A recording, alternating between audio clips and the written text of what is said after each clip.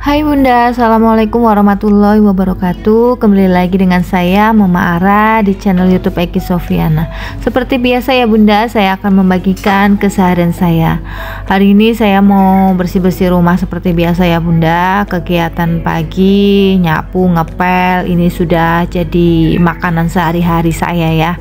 Jadi kalau setiap hari ya pasti kerjaan yang paling utama ya gini ya Bunda, bersihin rumah, nanti masak gitu ya. Ini udah menjadi kayak jadwal setiap hari ya Bunda. Nah, sambil saya bersih-bersih, saya mau sharing sedikit ya Bunda, cara menata rumah agar terlihat rapi dan bersih ya Bunda. Memastikan rumah terlihat rapi dan bersih membutuhkan perencanaan yang baik ya. Dengan menerapkan cara menata rumah agar terlihat rapi dan bersih, mulailah dari decluttering ya Bunda, hingga perawatan harian ya. Seperti yang saya lakukan ya, decluttering terus barang-barang yang memang sudah tidak dipakai dan yang memang benar-benar tidak kita butuhkan ada di rumah ya. Sebaiknya kita decluttering. Nah, ada cara menata rumah agar terlihat rapi dan bersih ya Bunda. Yang pertama, buang barang tidak terpakai atau decluttering ya. Mulailah dari upaya decluttering untuk menciptakan ruang yang terlihat rapi dan bersih. Singkirkan barang-barang tidak terpakai untuk mencapai tatanan yang lebih teratur ya Bunda. Kalau barang-barang kita sedikit dan tentunya yang bermanfaat ya, pasti rumah akan terlihat rapi dan bersih. Jika kita terlalu banyak barang, yang ada rumah terlihat penuh sesak dan sempit ya Bunda. Makanya kalau ada barang-barang yang tidak dipakai, segera kita decluttering saja. Kemudian yang kedua, atur barang secara sistematis.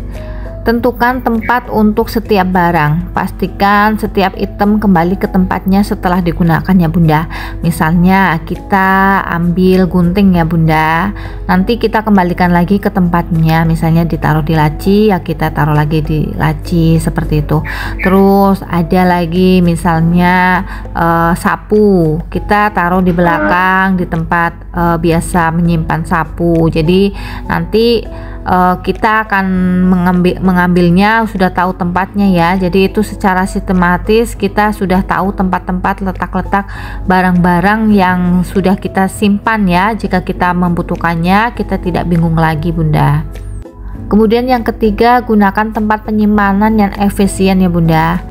Investasikan dalam perabot atau wadah penyimpanan yang mendukung cara menata rumah agar terlihat rapi dan bersih, menyembunyikan barang dan menciptakan tampilan visual yang bersih ya. Maksudnya gini Bunda, kita cari tempat di mana tempat itu bisa digunakan untuk menyimpan barang agar tidak terlihat gitu ya. Misalnya seperti di kontainer gitu ya. Nanti jadi terlihat rapi. Ketika barang-barang yang kita butuhkan terlihat rapi, nanti kita juga bisa mengembalikannya lagi di kontainer tersebut. Jadi nanti nggak berantakan ya Bunda. Terus menyimpannya juga di tempat yang sangat efisien ya. Jadi banyak digunakan untuk menyimpan wadah-wadah yang memang benar-benar dibutuhkan saja ya Bunda. Jadi kita bisa menggunakan perabot yang efisien untuk menyimpan bekas-bekas yang masih kita gunakan agar tidak terlihat ya, biar itu jadi rapi gitu ya Bunda. Misalnya menggunakan laci plastik 3 susun gitu ya.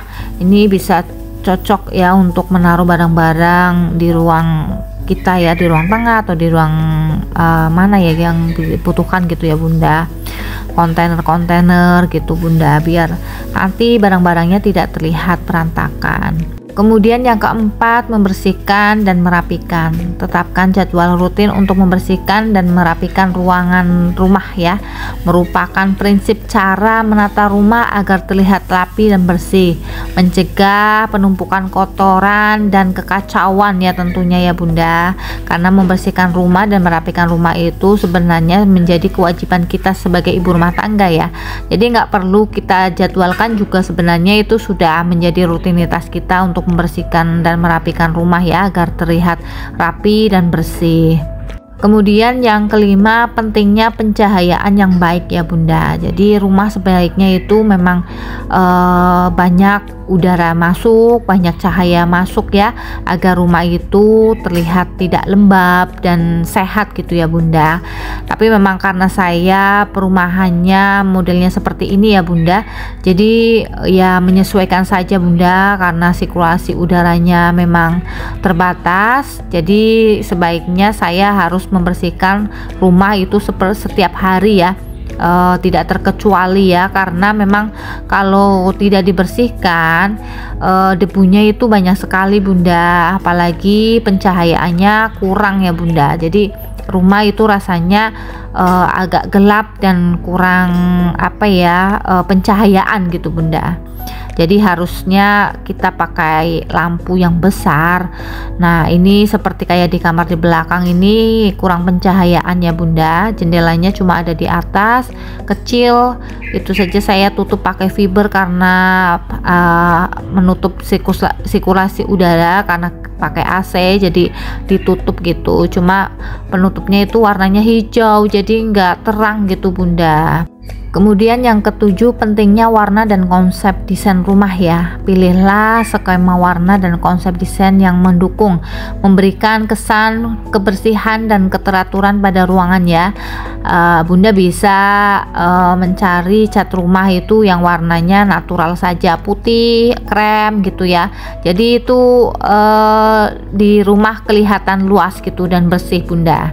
Yang kedelapan, merapikan elektronik dan kabelnya ya Bunda. Susun kabel elektronik dengan rapi menggunakan organizer kabel atau wadah khusus untuk menciptakan tatanan yang lebih bersih dan tidak berantakan ya Bunda. Biasanya ini kabel-kabel yang bikin rumah itu nggak jadi rapi ya Bunda. Jadi sebaiknya kita dirapikan ya, biar terlihat rapi rumahnya, kabelnya tidak bergelantungan gitu Bunda. Kemudian yang kesembilan, perhatikan tatanan ruang terbuka Bunda. Sesuaikan tatanan ruang terbuka agar terlihat rapi dan bersih dengan memperhatikan tatanan ruang terbuka seperti ruang tamu ya. Pertimbangkan penyusunan furnitur dan dekorasi agar menciptakan kesan keteraturan dan kebersihan pada keseluruhan rumah ya. Jadi nggak usah pakai furnitur yang berlebihan ya Bunda, agar rumah kita ini terlihat rapi. Kemudian yang ke-10, perawatan harian ya Bunda. Terapkan kebiasaan perawatan harian, mencakup membersihkan dan merapikan sebagian kecil ruang setiap hari ya, melibatkan seluruh keluarga dan membantu mencapai tatanan yang rapi dan bersih secara konsisten ya Bunda. Jadi setiap hari kita harus bersihkan rumah.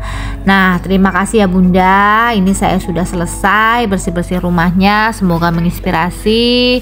Tetap dukung channel YouTube saya dengan cara tonton, like, share, komen, dan subscribe. Assalamualaikum warahmatullahi wabarakatuh.